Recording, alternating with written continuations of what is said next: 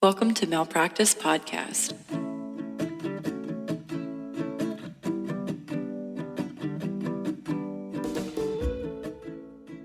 So, are you ready to get started? I am ready to get started. On our first episode. Welcome to Malpractice Podcast. We're your host. Doo-doo. Oh, I'm Jess. I'm Sydney. And we live here.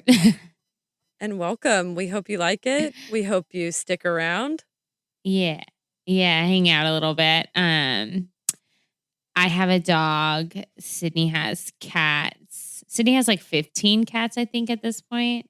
At this point, honestly, I have 2 cats. And if you say more than 2 cats, you sound like a crazy person. So we have 2 cats. And then we have several neighborhood cats that we take care of, but we're not fully responsible for. That is a full lie, everyone. She feeds them. She's named them. Like, It is a bold-faced lie. They are her cats. And she also has a husband. Speaking of cats and speaking of husbands, Eric, my husband, aka our chief sound Correct. engineer, just bought a pair of brand new AirPods, those nice iPhone AirPods. Oh, And right before we started I'm recording, scared for him. The cat, I was in the other room doing my research for today's episode, and the cat jumped up on his desk, knocked his AirPods case off, knocked the AirPods out, and now they're both lost, like gone forever. Like he batted them around, and now they're somewhere in the house and we don't know where they are. Wait, how do you know all this took place? Because I heard it hit the floor, and I was like, what is that cat doing? I thought he knocked over something else. And Eric does not like to spend money. No, Eric does not love to spend money. And I felt so bad because he was like, I literally bought myself one nice thing, and your cat. Oh, now it's my cat that he now got it's my for cat. you. I remember. You remember. And now he's my cat because he did some bad shit. Well, sometimes it be like that. It do. It do be like that. Do you and Michelle do that to each other when Corey does something bad? Are you like your dog? I mean, that is my dog. I mean, we all know whose dog she is. So I think Michelle does that probably more in her head probably than anywhere else. Like I don't think But you don't do it to Michelle. No, I'm like, look at my dog. Like she doesn't do anything wrong. She can't be at fault here. It's not her fault. She's a baby angel. Sweet baby angel. Did we tell everyone how long we've known each other? Because it's a million years. Oh, I don't think we have. It's a million years, you guys. Yeah. Mm-hmm. We've known each other since we were 4. And we're 55 now? Or how old are we? 74. Who even keeps track anymore? But at least 55. At your wedding, I said I've known Sydney for over 24 years. And I was like, damn. Damn, that's a long time. That's a long time to know someone. And it's true. It's a really long time. Like there's actual pictures of us in like purple overalls. In pre-K, yeah. It was a good look if I'm being honest. Facts. Correct. I mean, it was good for you, but I don't know what. I had like a short red bob and purple overalls. It was a whole vibe, honestly. I might bring it back. It's a look. Bring it. This is the time to try new shit. Ain't nobody seeing nobody. No, that's true. My closet has really been missing a pair of lavender overalls. Honestly, you'd probably pull it off and then everyone will be mad. I feel good about it, honestly. Sydney looks like the kind of person that you would like always want to be friends with, but never approach because they're so intimidatingly beautiful. That's Sydney.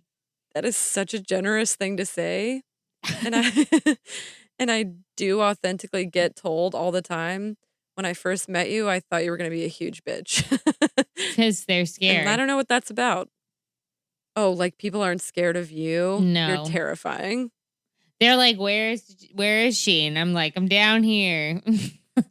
You're It's the terrifying, and I've regular known you for level. 24 years. No, I'm not. One time, Jess and I got in a fight, Okay. and she told me that crying was not my thing. I was in middle school. It's not Everyone's kind of unfair. a dick in middle school. Oh, middle schoolers are the worst. I mean, when I taught, I loved my little middle schoolers, but I realized that they were not always great. They're mean in a really specific and, like, accurate Like, way. they tell you crying's not your thing. Yeah. Yes, And they I was do. also confused as to why she was mad. I remember that conversation. I'm like, I'm trying to help you. Here's the thing. Crying really isn't my thing, if I'm being honest with myself. Oh, no, you're so cute. Yeah, We but have pictures crying together. happy crying is different than sad crying, you know? Yeah. I only really live in mad crying, to be honest. Oh, I live for a mad cry. We I love a know, mad you're a cry. psycho. But it's kind of terrible because you're mad at someone and you're trying to tell them how mad you are and you're trying to make good points and you're like, am I Yes. invalidating everything that I'm saying Yeah. by crying? And it's the worst. Well, that is your lot to bear, Yeah. Sydney. And Everyone's mine. really. Yeah. It is ours. Our lot. Do you want to hear my story for today? I am excited because, listen, I am not a scientist. In fact, it's my least favorite subject. It's the only subject I never taught. I literally taught everything else but science. I never thought about that before. I taught math, I taught reading, I taught history, social studies, social science is my favorite. But I was like, oh, nah, I can't help you here. Science is full on my jam. Yeah, so I'm excited because you'll know some shit I will not know, and that's cool. I'm here to tell you. And then we'll share it with our little friendies. Yeah. Our Mal pals. Hopefully our listeners don't know either and we can teach them something. Yay. Yeah. Okay, are you ready? Yes. So, today I'm going to talk to you about lobotomies. Ew. I know. Wait. Oh. Yes. Nurse Ratchet. Okay. Nurse Ratchet. I'm Ratchetry. here. I know what. Ew. Yes, right. Wow, coming in hot. So I want to come in with like a full-on trigger warning. If you don't like to hear about gross things, it's not full-on gross. There's going to be one part that I'll give you a warning about that's going to get a little graphic. But other than that, we're moving forward. So, I mean, according to my television show watchings, it is gross. I mean, yeah, that's where I get my science. That's not unfair. Get my science from the TV. Well, now you get it from me. Yeah. So, yeah. Modern lobotomies have been widely criticized as being barbaric and really brutal surgeries. They were prescribed to treat things like mental and behavioral disorders. But in terms of treating mental illness, as you'll see in a little while, shoving an ice pick into someone's brain is basically like a sledgehammer approach, or I guess like the nuclear option. It's kind of crazy. That is not a nice thing to do. No. Lobotomies were rooted in the idea that severing synapses or connections between neurons in the prefrontal cortex would aid in the treatment of these mental disturbances and psychiatric illnesses. The prefrontal cortex is the part of your frontal lobe and cerebral cortex. So the cerebral cortex is the outside part of your brain. Mm-hmm. And the prefrontal cortex is the front part of that. So it would be what lies just under your forehead. Cool. Or my five head. I just want to be inclusive. Not everybody has a normal forehead. Honestly, you got me with that one. Or 10. I don't know if those people exist, but thank you for listening. I wasn't expecting you to say 5 heads. But then so here's the thing. I said it and I thought it would be funny. Mm-hmm. And then I did it and it actually is true. So I'm sad. It also was like all 5 of your fingers. Yeah, no, it fits perfectly. It fits. I'm mad now. I need to reevaluate a lot. Do I have a receding hairline? Like, what's going on? No. I thought I had just a regular forehead, but now that I did that. You just have a giant prefrontal cortex. That isn't helpful right That's now. Good. No, it's good. Okay. So it is good cortex, for lobotomies, maybe, but I don't want one of those. The prefrontal cortex is responsible for the expression of your personality, planning, cognitive behavior, decision making, social behavior, and certain aspects of speech and language. So the kind of neuroscience or psychology term is that this area controls all of your like executive functions. So if people think you're being rude or whatever, you can be like, it's just my prefrontal cortex. Yes. And then they'll probably say that you're being rude and pretentious. And I'll say I'll say my PFC. My PFC gave it to me. My PFC is just acting up today. I don't know. Yeah. Love that. Love to blame things on something else. Honestly, fair. Hence the reason, and so does basically every doctor that we're going to talk about. Oh, God. They love to blame it on the prefrontal cortex. Oh, okay. Well, so same. The lobotomy was developed in the 1930s by a Portuguese neurologist named Antonio Egas Muniz, who actually ended up receiving the 1949 Nobel Prize in physiology or medicine for the discovery of a way to treat psychoses. I'm going to put that in heavy quotation marks. Yeah, I'm about to say, Yeah. So this fucking guy basically believed that patients with things like obsessive behaviors, which is now called obsessive compulsive disorder, he believed that they were suffering from what he called fixed circuits in their brain. So he basically believed that interrupting these fixed circuits, physically separating those synapses between neurons in their brain, he thought that by doing that, patients could be cured of deliria or quote unquote like persistent ideas. So while we still don't know what causes a lot of psychiatric disorders like OCD, right, we do know that it's sure not this. Like you can't just go in and scramble people's brains. And many of these psychiatric disorders have genetic components. Some of them are linked to childhood trauma or stress and things like that. This is going to probably not be the correct or nice thing to say, but I don't know how anyone in the 30s had the audacity to think that they knew anything. Honestly. Like you don't have anything. You have nothing. Also, the 30s were a pretty rough time, if I'm being honest. The depression. And you think you are discovering something, and then who decided? I want to know the panel of judges to give this man a prize for thinking he can ice pick his way into solving these issues. Yeah. So since he got the prize, and now we obviously know that lobotomies are not cool. Did they take it back from his dead body? There have been groups of people that have gotten together over the years several times and tried to tell the Nobel Prize Committee that they should take it back, and they won't take it back. Why? Oh, that's a great question. They basically just said like it was a significant contribution, so we're not taking it back. I mean, right. No, take it back. He probably was buried with it. He was like, I know I barely won this. About to be buried. It's going with me.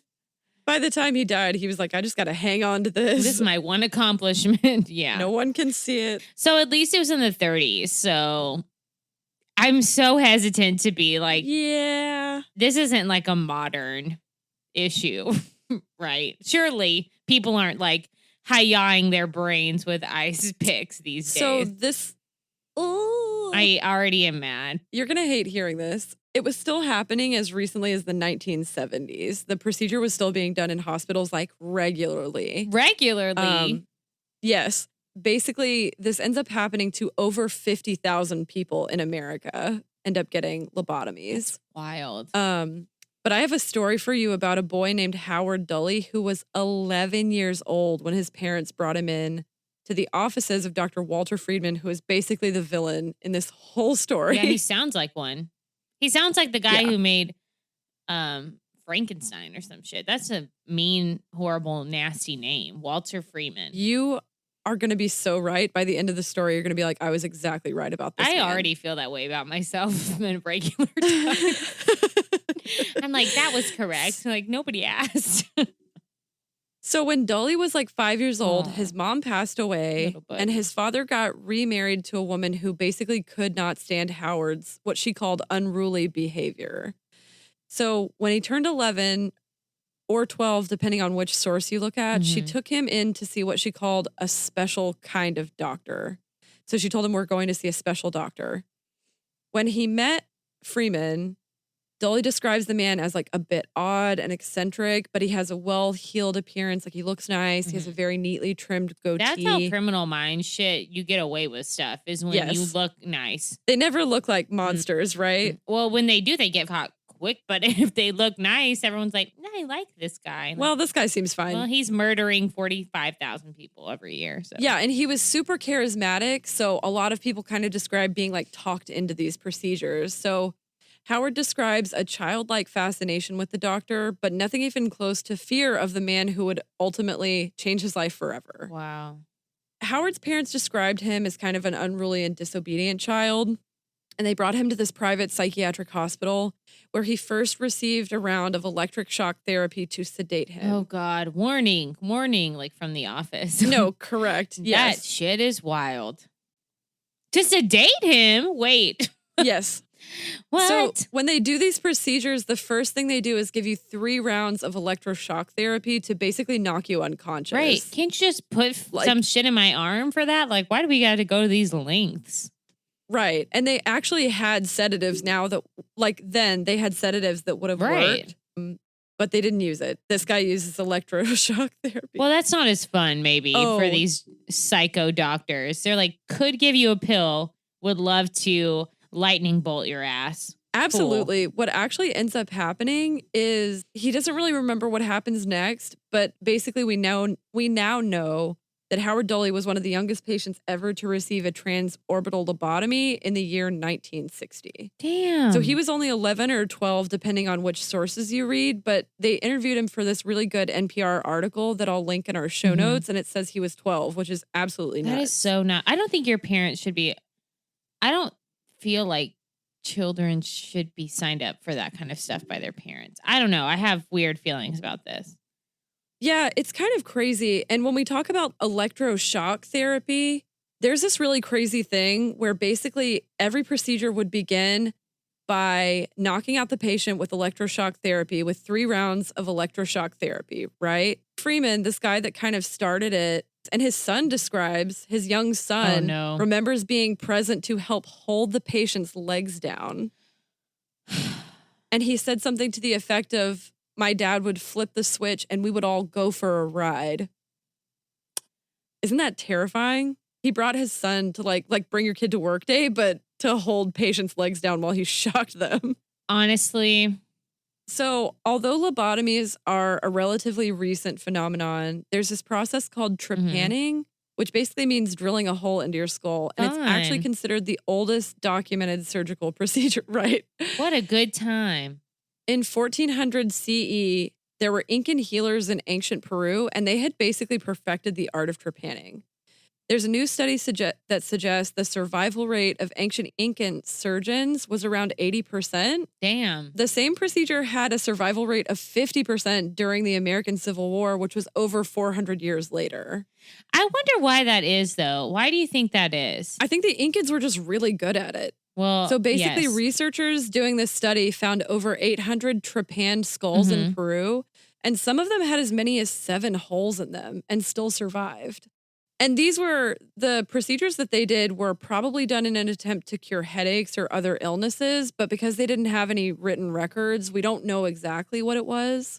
I wonder if there's like cultural societies that might have that. Yeah, probably. That they just haven't shared with like. Which honestly is their business. Do it. I bet they have some sort of oral history, which is cool. Yeah. What we do know based on other cultures is that trepanation has been used historically throughout basically all of history, right? To treat like headaches and epilepsy. So like seizures, possession by evil spirits, which, you know, they blame, they may have blamed lots of stuff on possession by evil spirits, such as like abnormal behaviors or abnormal psychology and things like that.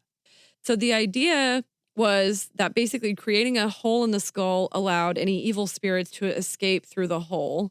And by trapping them in your skull, you were letting them like kind of bounce around and cause problems. Well, how did the evil spirits get into your skull then?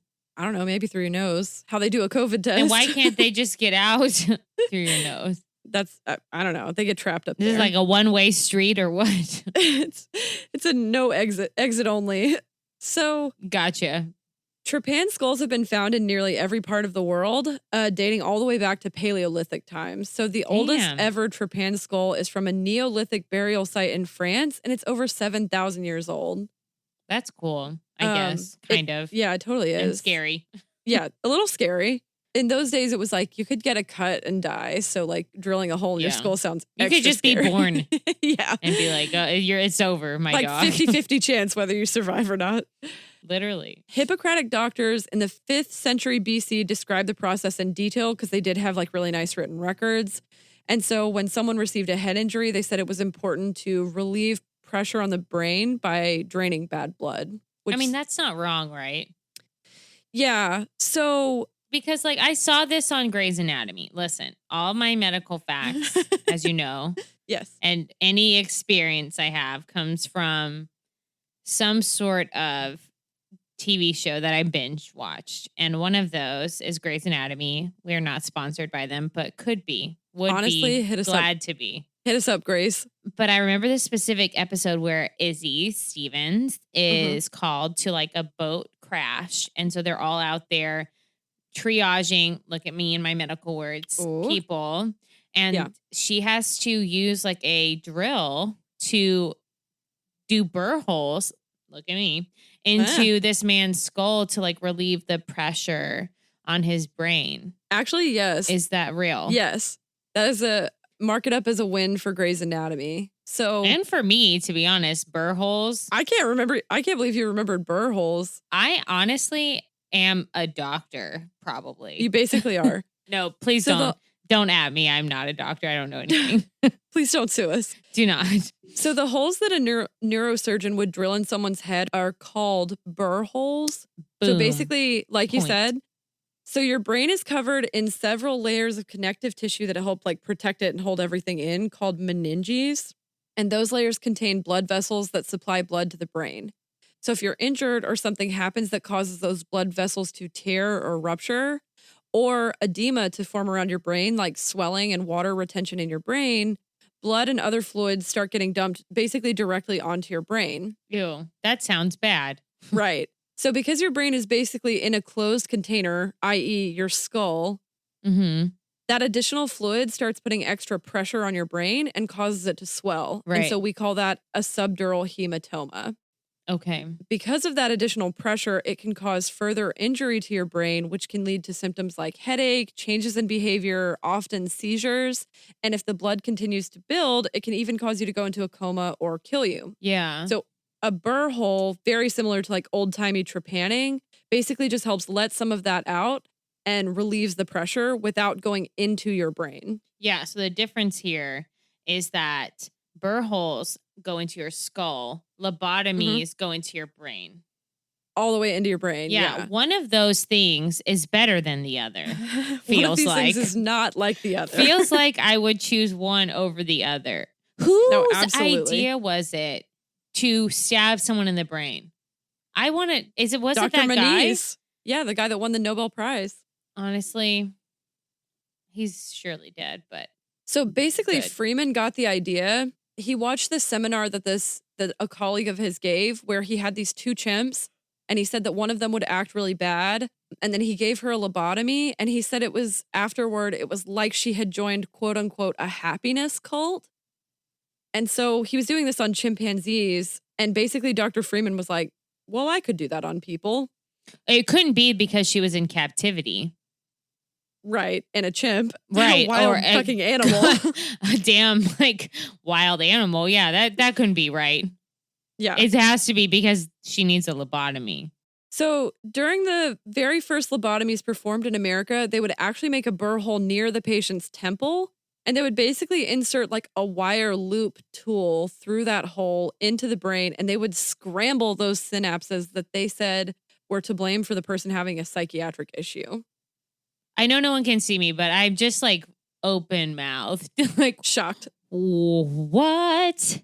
Wait. Yeah. Who is the first person that let them scramble their brain? Like, who's that? Oh, I actually have a thing about the first lobotomy performed in the U.S. I don't know who the first one ever was. Okay. But in the U.S., it's been nearly 75 years since the first lobotomy was performed at George Washington University It's a good Hospital by school. Dr. So Freeman and his colleague, Dr. James W. Watts. They performed the surgery on a housewife named Ellen Ioneska, and she was a Kansas housewife that her family described as being violently suicidal. They interviewed her, and like to this day, she still describes Freeman as a great man who she says, quote, did something right, whatever he did, which stop it right now. wait, so they did scramble her brain like with the wire? Yes, And and she's she says it okay? worked. She says it worked, yeah. Bitch. Who's paying her off? Right. Frontal lobotomy was originally developed in the 1930s for the treatment of mental illness and to quote unquote help solve the pressing problem of overcrowding in mental institutions in an era where there were no other forms of effective treatment available. So it's kind of easy to imagine him like convincing these seriously ill state hospital patients and their desperate, often undereducated families that these experimental Right. treatments were their only hope for recovery. But weren't there like some sort of systems or like checks and balances? Probably not, actually, now that I So think about really it. at the time, like no one was overseeing this. And by 1951, thanks in large part to Dr. Freeman, over 20,000 lobotomies had been performed in the United States and even more had been Gosh, performed in the UK. damn. And he basically is the person who like coined the modern justification for lobotomies.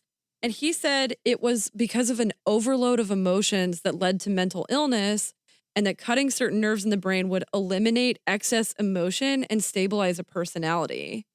I bet He they said focused on women, didn't they? They said these just bitches have lots of just emotion. you wait. So Oh my God.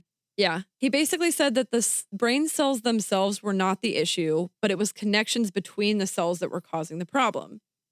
And so, for that reason, he said that disrupting those connections would lead to improved behavior and decreased delusions. Joke's on you, my dog. Well, apparently not. Some people think you did a great thing. Yeah. The most common psychiatric justifications for recommending lobotomy were schizophrenia, obsessive compulsive disorder, chronic pain, and depression. However, people could get him to do a lobotomy for basically any reason. Yeah. According to a New York Times article from 1937, people with the following symptoms would, quote, benefit from a lobotomy: tension, apprehension, anxiety, depression, insomnia, suicidal ideas, delusions, hallucinations, crying spells, melancholia, obsessions, panic states, disorientation, or nervous indigestion. So everyone, all the Right. people, all the ones.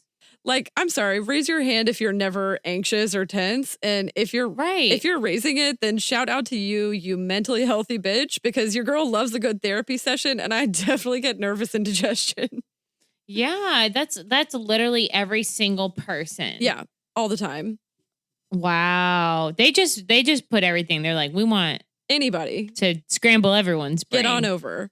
Not even surprised. So Freeman also created what we call the transorbital lobotomy, which we now know as the ice pick God. lobotomy. So there's no drilling through the skull. They went in through a slightly different way, which is about to make some of our listeners probably completely freak out. So I'm gonna give Warning. a trigger warning. Yeah, I'm going to give a warning.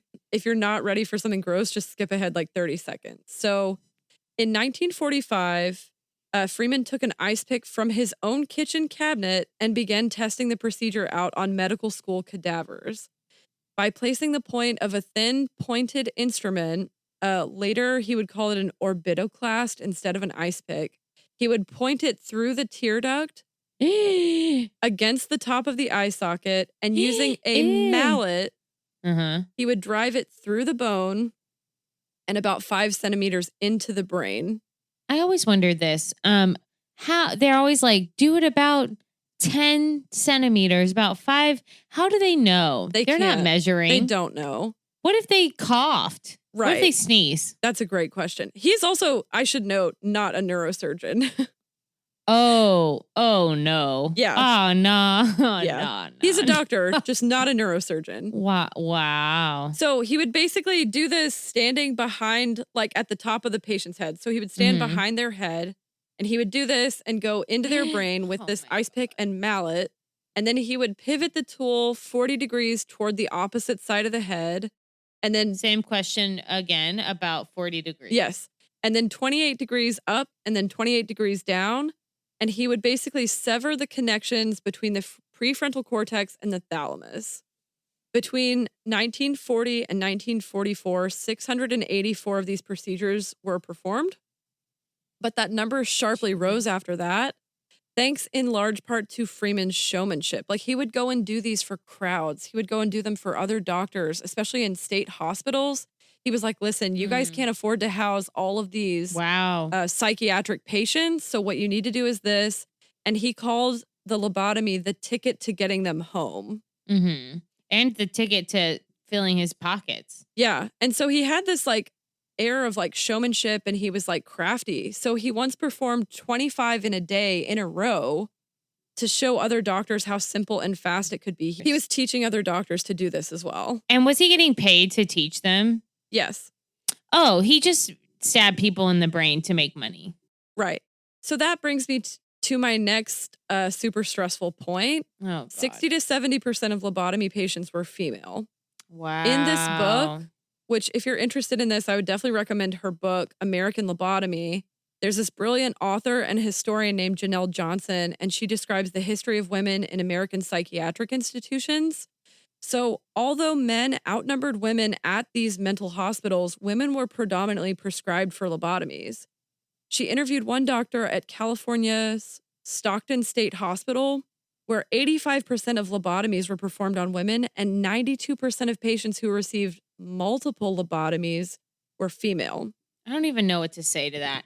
Like, right. The statistic about lobotomies is crazy. The idea that they came back for another one is just beyond. Right. And so basically, she's making the same conclusions that we drew, which is that there was a gender bias in the therapeutic rationale that caused doctors there to prescribe lobotomies more to women than men.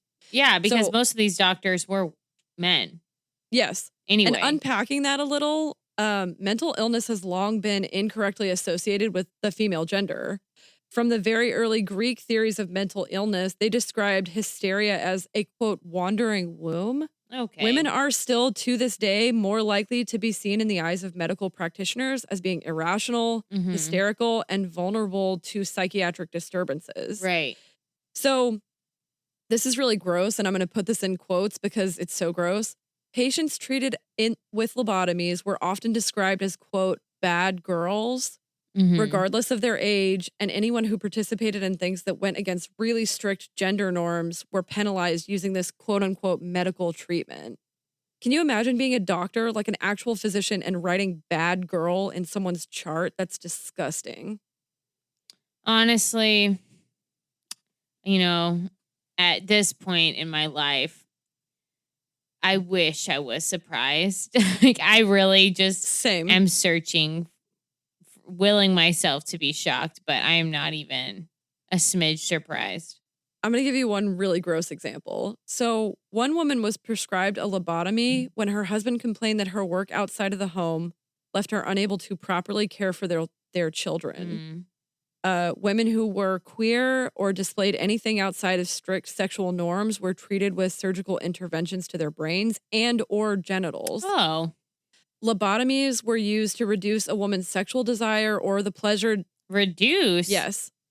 Or the pleasure derived from sex. However... I mean, they already had so little often. After... What do you want? So, however, these doctors noted that women who received lobotomies often had increased sexual desire. And so when they discovered this, they started billing lobotomies as a popular treatment for frigidity or female impotence. So they just wanted, they're going to do it one way or another. Just like, what do you want them to call it? Yeah. What do you want it to treat? It'll treat that. Wow. So it's literally being billed as like a cure-all. They said that men who were impotent were sometimes prescribed lobotomies.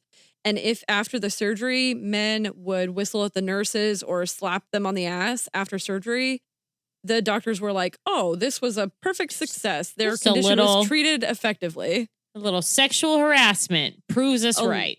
Light sexual harassment from the 60s. You gotta hate it. So I do. one woman who, according to her husband, had never, quote, experienced sexual pleasure from him before surgery, began kissing him passionately afterwards. And so the doctors considered this surgery to be a success. Or she might just have a kink for medical surgery. Maybe she liked the surgery and not him at all. Or she got out of the surgery and was like, I'll kiss you if you never do that to me again. Yeah. So Dr. Freeman described female patients as more likely to wear and use makeups and lotions after surgery. I mean, you stab them in the brain. They'll do whatever they need to do to get out of there. That's a really good point. I'll fuck it. What do you want me to put on? Okay, here we go. I love it. It's the best. Woo. Eyeshadow? Do I need to wear eyeshadow daily? What? Eyelashes? Moisturizer? What do you want?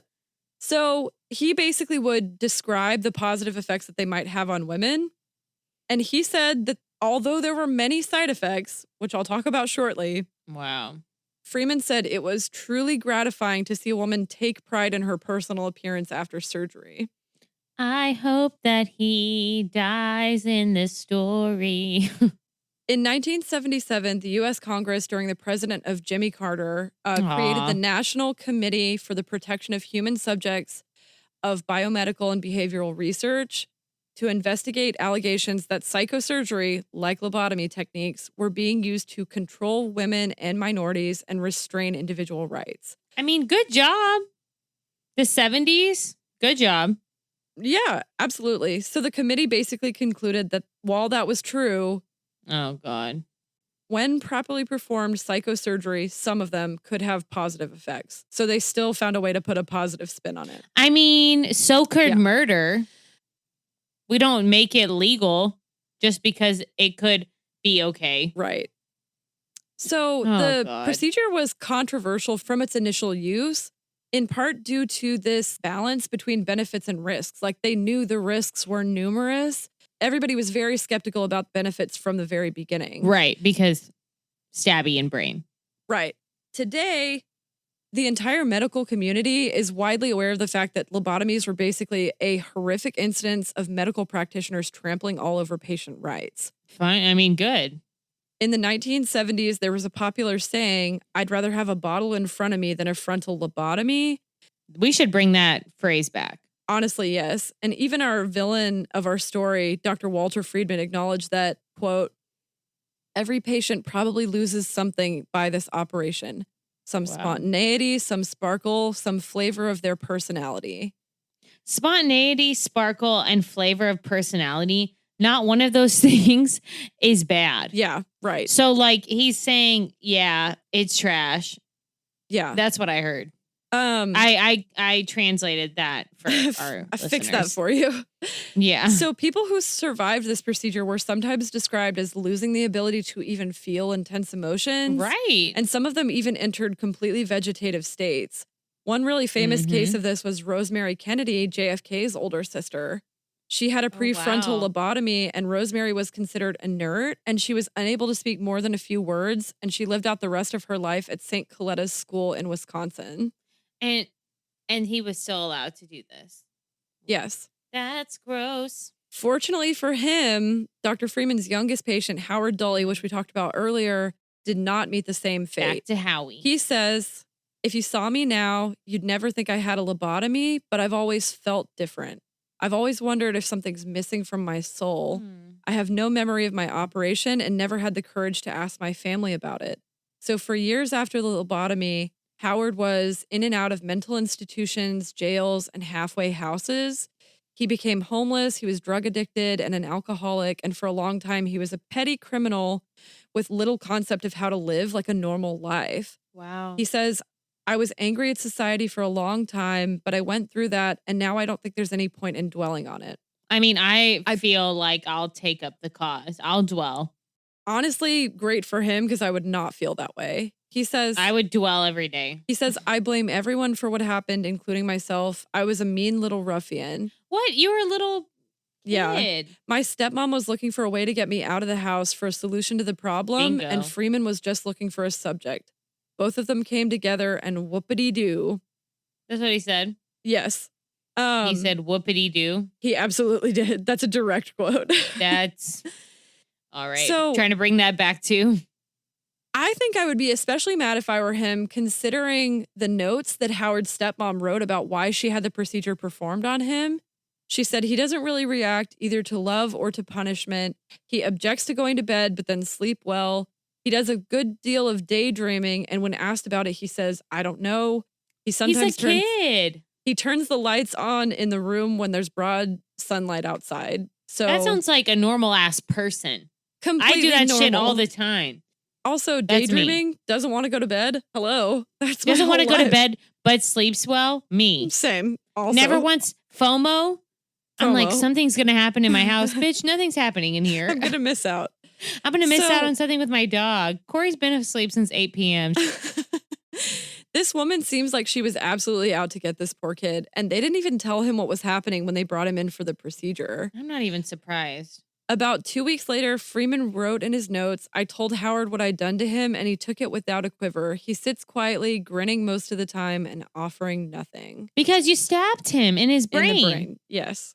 So Dully now says, I don't think Freeman was evil. I think he was misguided. He tried to do what he thought was right, and then he just couldn't give it up. That was the problem.